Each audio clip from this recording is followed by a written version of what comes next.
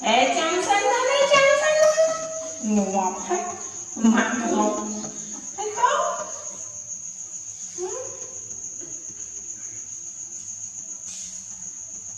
Chăm xanh rồi.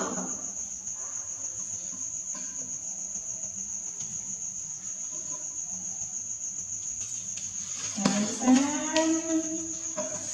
Để này.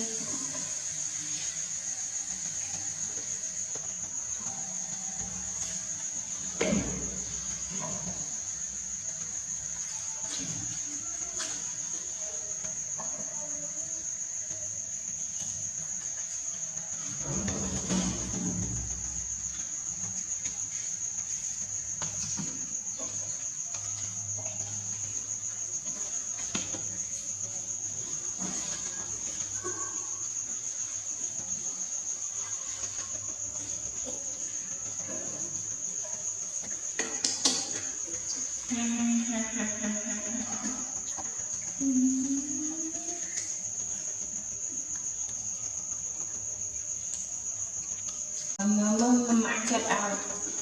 Mama get out.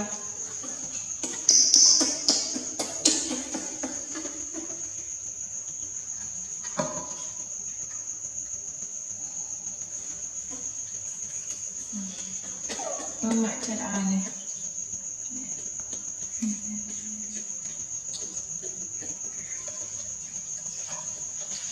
Mở thân ra hai cô tí. Ôi mà còn. Nè. Nhắm mama. Nhắm mama. Nhắm.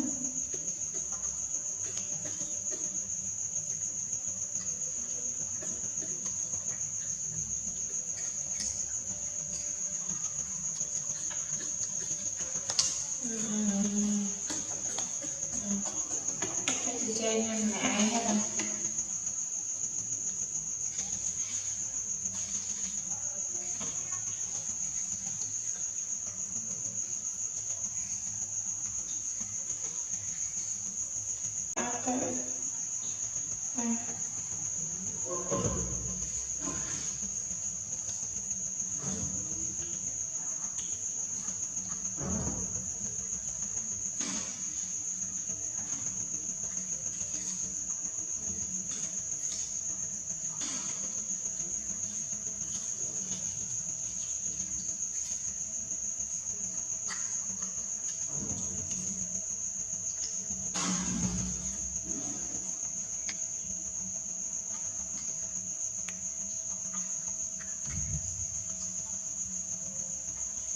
Con nhắm không mà con ní con nhắm không mà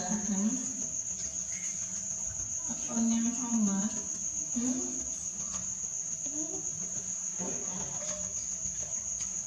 hello ní nhắm xuống nó con nhắm xuống hay nhắm vui vui con nhẹ nhàng lừa con.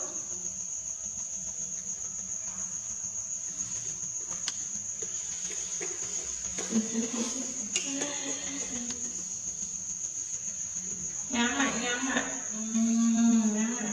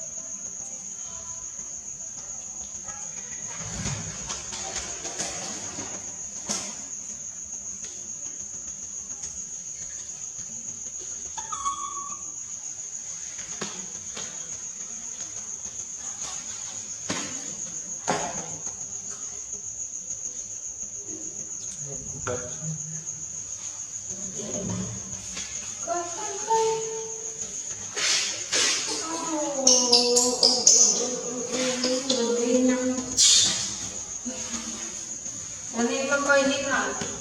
Coi như nào. Coi.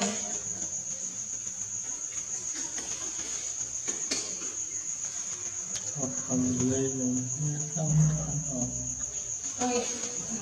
Coi cho mama. Nè, coi đi nha mà đi con. Nhẹ nhàng đi. Ôm lưng là khô. Nè.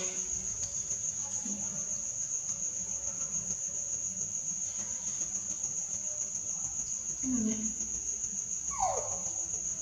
Ôm mami. Mami. Nè.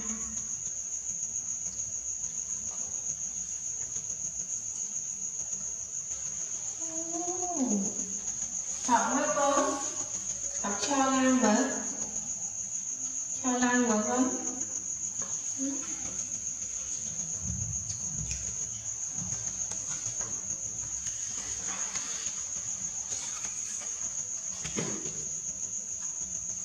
Em slow con. Em mà.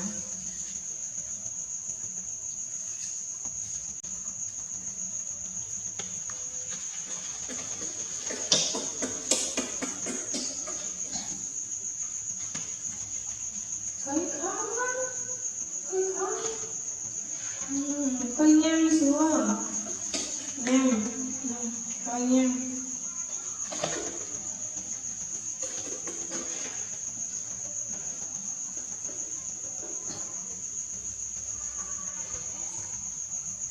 Coi nhanh xuống. Nhanh mà. Nhanh.